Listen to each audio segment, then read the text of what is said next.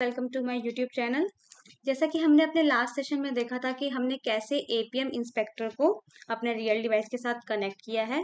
इस सेशन में हम देखेंगे कि हम कैसे अपना फर्स्ट प्रोग्राम क्रिएट करते हैं और उस फर्स्ट प्रोग्राम के थ्रू हम अपनी ऐप को कैसे ओपन करवाते हैं। तो चलिए स्टार्ट करते हैं। स्टार्ट करने के लिए हमें सबसे पहले मैविन को डाउनलोड करना पड़ेगा। अब क्योंकि जो हम प्रोजेक्ट क्रिएट करने जाएंगे वो हम मैविन में करेंगे। मैविन क्या है और क्यों हम उसमें प्रोजेक्ट क्रिएट करेंगे इसको मैं बताती हूँ आपको। मैविन बेसिकली एक बहुत पावरफुल प्रोजेक्ट मैनेजमेंट टूल है जो किस पे बेस्ड है, प्रोजेक्ट ऑब्जेक्ट मॉडल पे। तो क्या होता है इसमें, ये किस लिए यूज होता है, हम इसको प्रोजेक्ट को बिल्ड करने के लिए, डिपेंडेंसीज ऐड करने के लिए और डॉक्यूमेंटेशन के लिए यूज करते हैं। बहुत इजीली हम अपने प्रोजेक्ट को मैनेज कर पाते हैं मैविन के थ्रू, इसलिए हम मैविन प्रोजेक्ट क्रिएट करेंगे। मैविन प्रोजेक्ट को क्रिएट करने से पहले हमें मैविन डाउनलोड करना पड़ेगा। तो मैविन डाउनलोड करने के लिए ये लिंक जो है मैं आपको डिस्क्रिप्शन बॉक्स में प्रोवाइड कर दूंगी। आपको इस लिंक पे जाना है। आपको यहाँ पे आके अपाचे मैविन बिन फाइल को डाउनलोड करना है। जैसे ही ये डाउनलोड हो जाएगी उसके बाद आपको अपने डाउनलोड सेक्शन में जाके इस फाइल को एक्सट्रैक्ट करना है। जैसे कि यहाँ पे ये अपाचे मैविन आ रखी है तो मैंने इसको एक्सट्रैक्ट किया। एक्सट्रैक्ट करने के बाद ये ऐसे खुल जाएगी, आपको इसको ओपन करना है। और हमें क्या करना है, जैसे हमने लास्ट टाइम जब सेटअप किया था तो हमने अपना जावा का पाथ, अपना एंड्रॉयड होम, जावा होम सेट किया था, वैसे ही हमें मैविन होम भी सेट करना है और उसका पाथ भी सेट करना है। उसके लिए हम क्या करेंगे, हम फिर से जाएंगे अपने एनवायरमेंटल वेरिएबल में। जैसे हम अपने एनवायरमेंट वेरिएबल में जाएंगे, यहाँ पे देखिए मैंने मैविन होम सेट कर रखा है। आप देख सकते हैं इसकी लोकेशन यही है, डी में, पल्लवी डाटा में। तो मेरी यही है और अपाचे मैविन की लोकेशन। तो मैंने यहाँ पे इस लोकेशन को कॉपी किया है और उसके बाद यहाँ पे आके न्यू करना है, क्योंकि आपने न्यू करना है तो आपको नया ऐड करना है तो आपको न्यू करना पड़ेगा। मैंने ऐड कर रखा है तो मैं अपने वाले वेरिएबल को एडिट करके दिखाती हूँ आपको। यहाँ पे मैविन होम ऐसे ही कैप्स लॉक में लिखना है जैसे लिखा हुआ है कैपिटल्स लेटर में, और इस पाथ को डालना है जैसे मैंने डाल रखा है। उसके बाद आपको ओके करना है। ये तो सेट हो गया आपका मैविन होम। अब आपको पाथ सेट करना है। आपको पाथ में जाना है, आपको एडिट करना है। देखिए मैंने पाथ भी यहाँ सेट कर रखा है। तो आपको न्यू पाथ सेट करना है तो आपको न्यू पे क्लिक करना है और उसके बाद जहाँ पे भी आपका मैविन है वहां जाके मैविन को ओपन कीजिए, बिन को ओपन कीजिए और यहाँ तक का पाथ आपको देना है। देखिए मैंने ये पाथ दे रखा है तो मैं नहीं दूंगी। आपको न्यू करके ये सेम पाथ प्रोवाइड करना है और उसके बाद ओके कर देना है और फिर यहाँ पे भी ओके कर देना है। आपको अगर चेक करना है कि आपका मैविन सक्सेसफुली जो है डाउनलोड हो गया और आपका सिस्टम उसको रिकॉग्नाइज कर रहा है, तो आपको कमांड प्रॉम्प्ट में जाना है। कमांड प्रॉम्प्ट में जाके आपको टाइप करना है MVN वर्जन। तो देखिए इसने, आपके सिस्टम ने रिकॉग्नाइज करके बताया कि मेरे पास मैविन का जो है वो वर्जन है 3.9.2। तो अब हमारा मैविन जो है वो सेट हो गया है। ये करने के बाद हमें फर्स्ट प्रोजेक्ट क्रिएट करना है। फर्स्ट प्रोजेक्ट क्रिएट करने के लिए देखिए मैंने तो क्रिएट कर रखा है, लेकिन आपको क्रिएट करने के लिए क्या करना पड़ेगा, आपको जब भी आप, जैसे ही आप इंटेलिजे ओपन करेंगे आपको न्यू प्रोजेक्ट वाली स्क्रीन दिखेगी। देखिए अगर मैं यहाँ पे न्यू प्रोजेक्ट्स में जाऊँ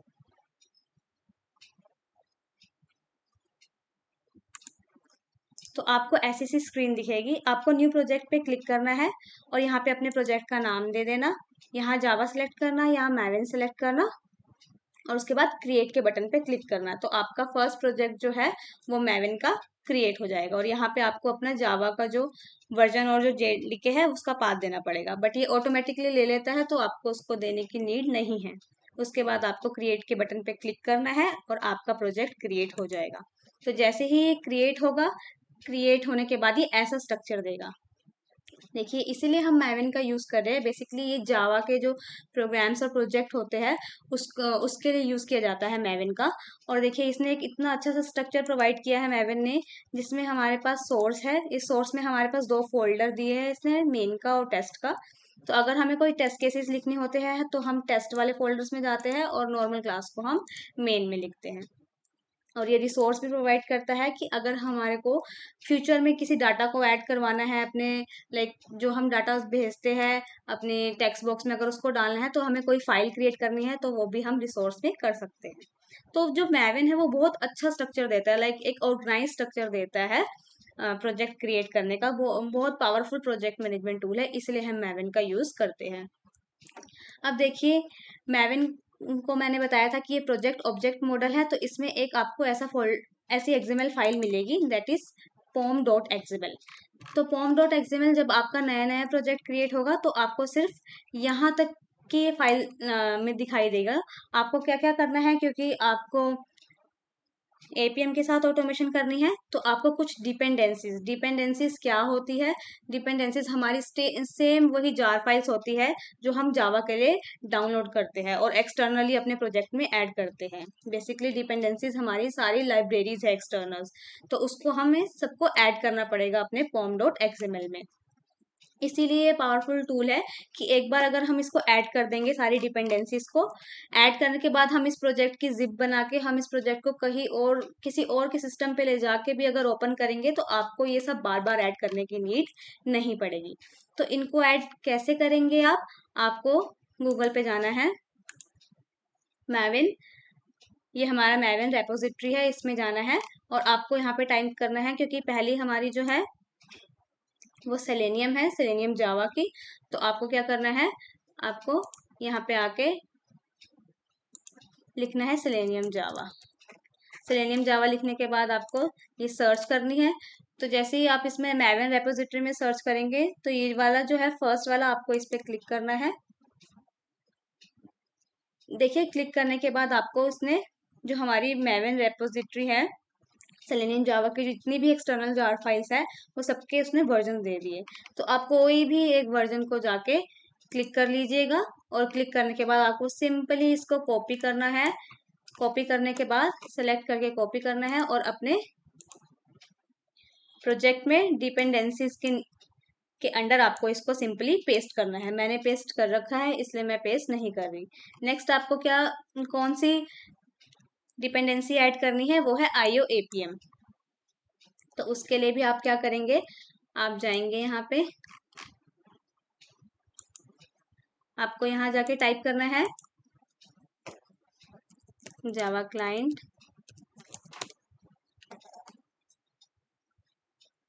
और ये आ गई हमारी जावा क्लाइंट IOAPM। आपको इस पे क्लिक करना है और इसके भी देखिए आपको वर्जन्स मिल जाएंगे।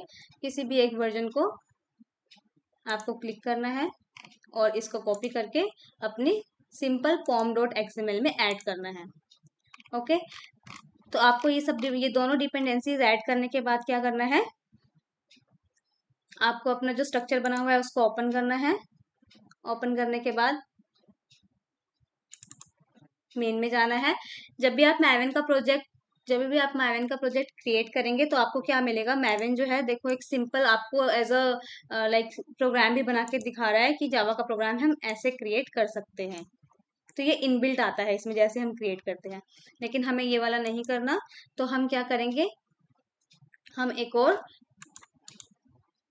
न्यू में जाके क्लास को क्रिएट करेंगे जिसका हम नाम रखेंगे लॉन्च ऐप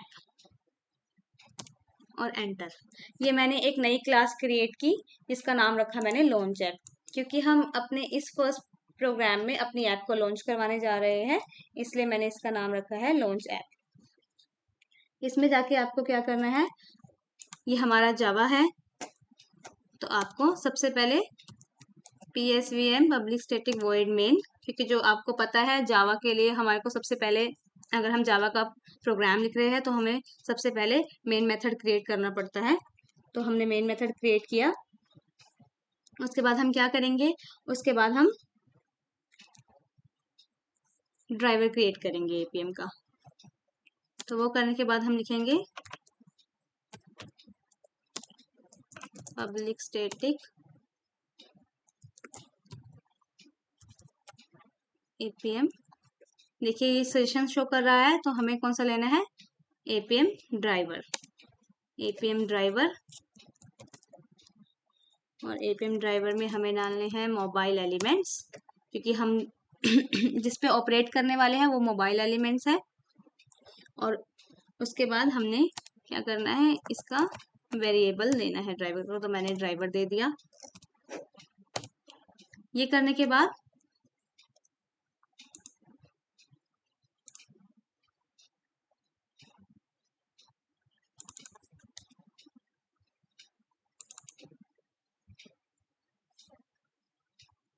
ओके ओके,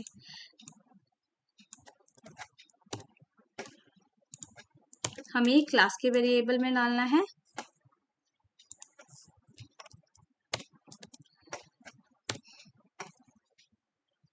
उसके बाद हमने मेन मेथड के अंदर क्या करना है, मेन मेथड के अंदर हमें सबसे पहले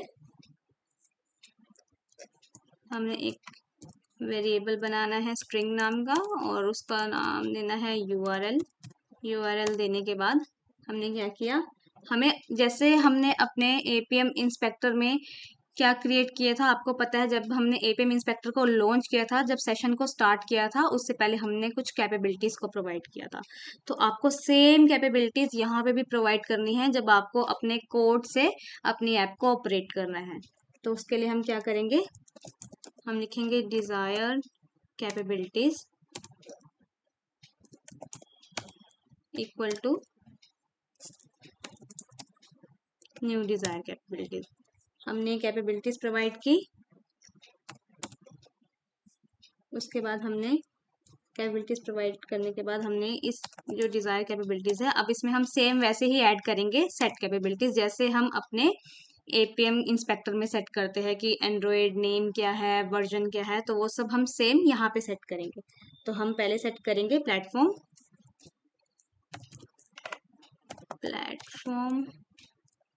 वर्जन।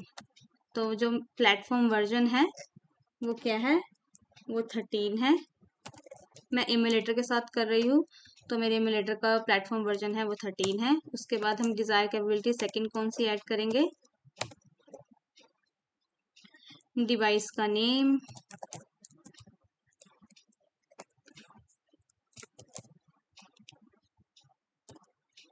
डिवाइस का नेम मैंने आपको बताया था, देखिए मैंने अपना इम्यूलेटर ओपन कर रखा है। तो मुझे अगर डिवाइस का नेम देखना है तो मैंने आपको बताया था कि आपको क्या करना है, आपको कमांड लाइन में जाना है और जाके आपको लिखना है ADB डिवाइसेस। तो मेरे डिवाइस का ये नेम और उसकी आईडी आ गई है, इसको कॉपी करना है, पेस्ट किया। अब नेक्स्ट कैपेबिलिटीज कौन सी सेट करेंगे हम, प्लेटफॉर्म का नेम,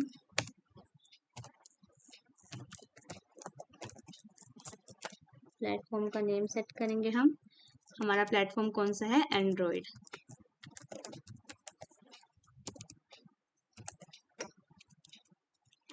नेक्स्ट कैपेबिलिटी सेट करेंगे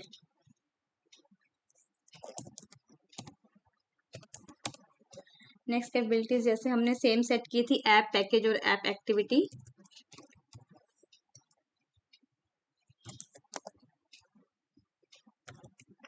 ऐप पैकेज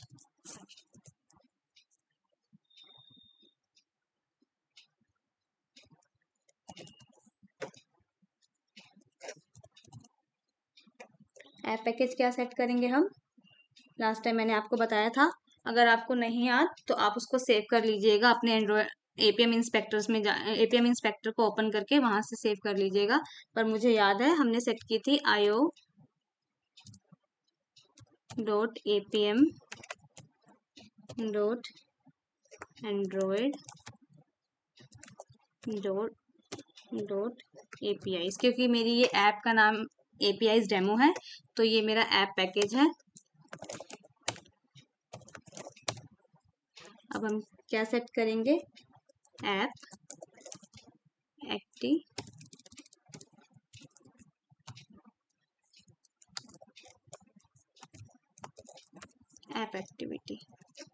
ऐप एक्टिविटी क्या थी, यहाँ तक तो सेम थी, android.apis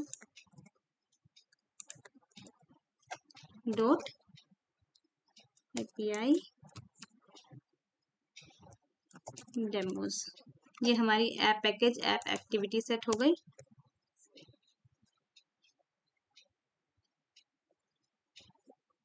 एक और कैपेबिलिटी ऐड कर लेते हैं हम,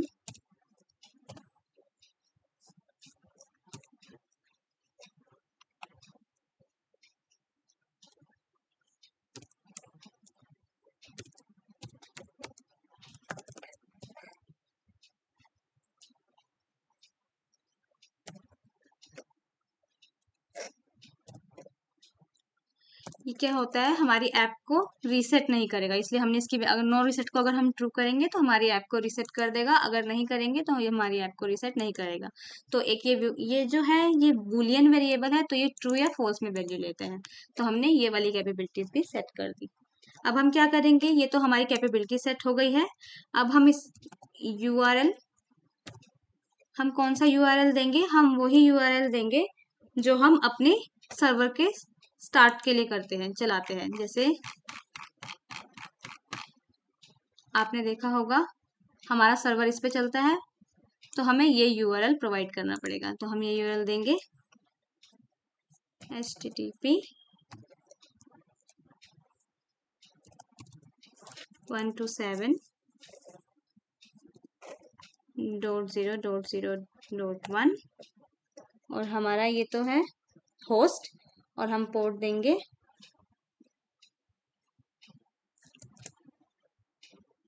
4723 और उसके बाद हम क्या देंगे, हम रिमोट पाथ देंगे। रिमोट पाथ था हमारा wd हब। तो ये हमारा यूआरएल हो गया। अब हम क्या करेंगे, अब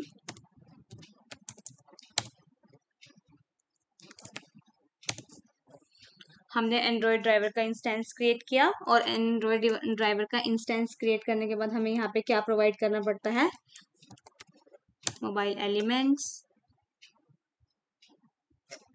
यहाँ पे हमें प्रोवाइड करना पड़ेगा न्यू यूआरएल, और यूआरएल में हम सेम यही यूआरएल डालेंगे जो हमने यहाँ पे यूज किया है, कॉमा डिजायर कैपेबिलिटीज।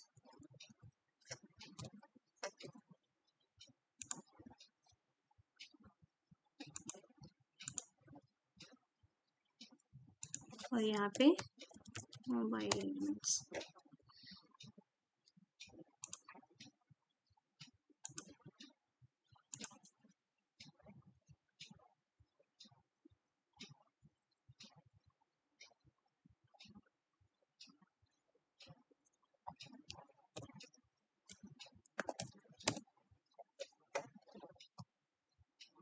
ये तो हमने क्या सेट किया, हमने कैपेबिलिटीज को ऐड किया, हमने अपने यूआरएल को सेट किया।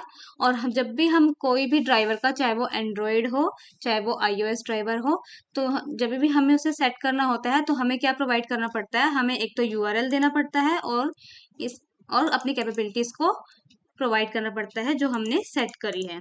तो ये हमने इतना कोड करने के बाद हमें क्या करना है, मैं यहाँ पे थ्रेड डॉट स्लीप लगा के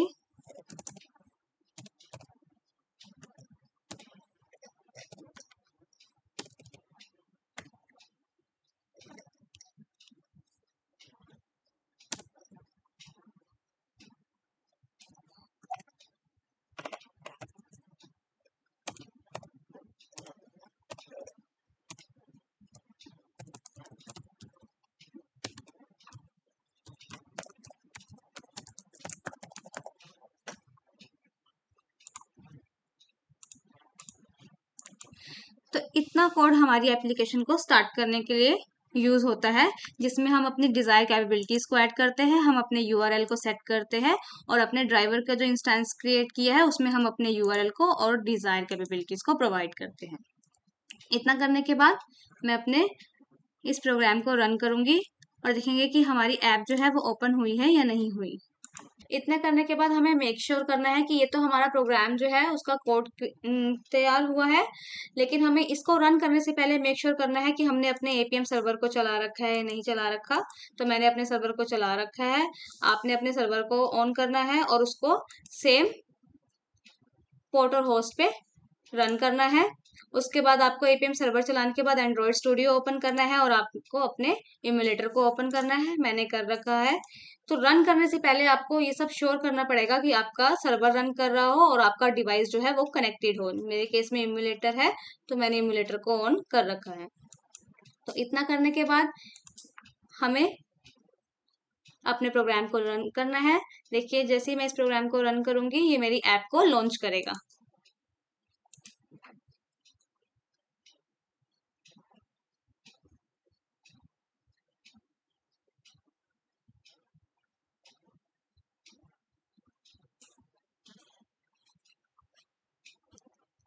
तो मेरी ऐप जो है वो सक्सेसफुली मेरे कोड के थ्रू लॉन्च हो गई। तो इस सेशन में इतना ही। हम अपने नेक्स्ट सेशन में देखेंगे कि हम अपने मोबाइल के जो एलिमेंट्स हैं उनके साथ कैसे इंटरेक्शन करते हैं। Okay guys, thank you.